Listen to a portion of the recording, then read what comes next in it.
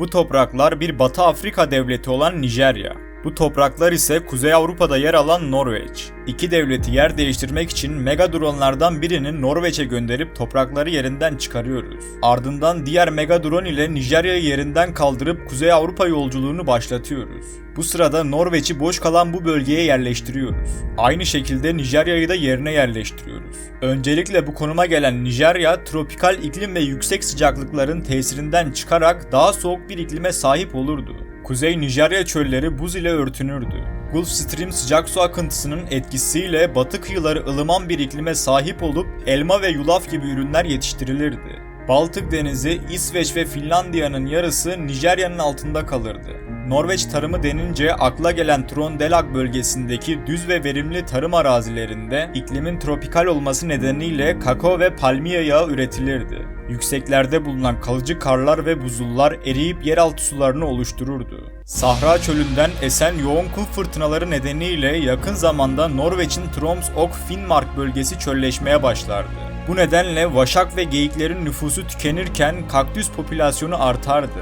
Norveç'in önemli plajlarından olan Hokland plajı tropikal bir görünüme kavuşur ve önemli turizm gelirleri elde ederdi. Nijerya'nın normal ihracatının %90'ı petrolden oluşur. Yer değiştirmeden önce Norveç'in önemli bir petrol sahası olan Ekofisk artık Nijerya'nın karasuları içinde yer alırdı.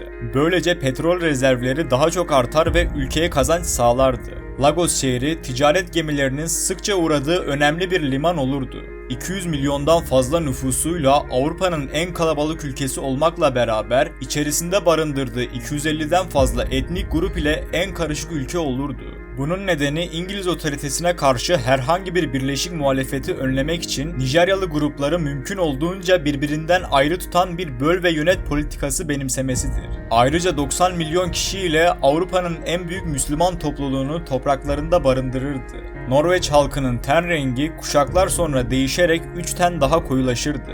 Özellikle Çad ve Kamerun'dan çok sayıda mülteci Norveç'e göç etmeye çalışır, Norveç kontrolsüz göçü durdurmaya çalışırdı. En büyük ticaret ortağı Güney Afrika olur ve bu ülkeden değerli taşlar ithal ederken alüminyum ve odun hamurunu Güney Afrika'ya ihraç ederdi. Birçok Nijeryalı daha refah şartları olan Avrupa ülkelerine gitmeye çalışırdı.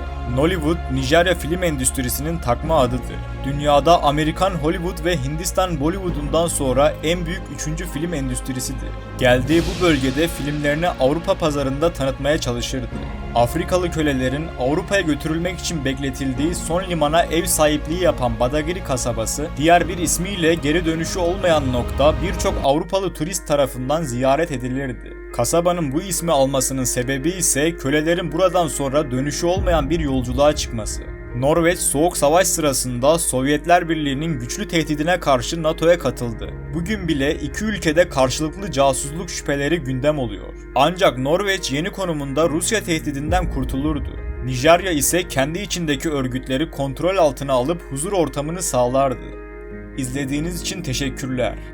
Kanalıma abone olarak bana destek verebilirsiniz.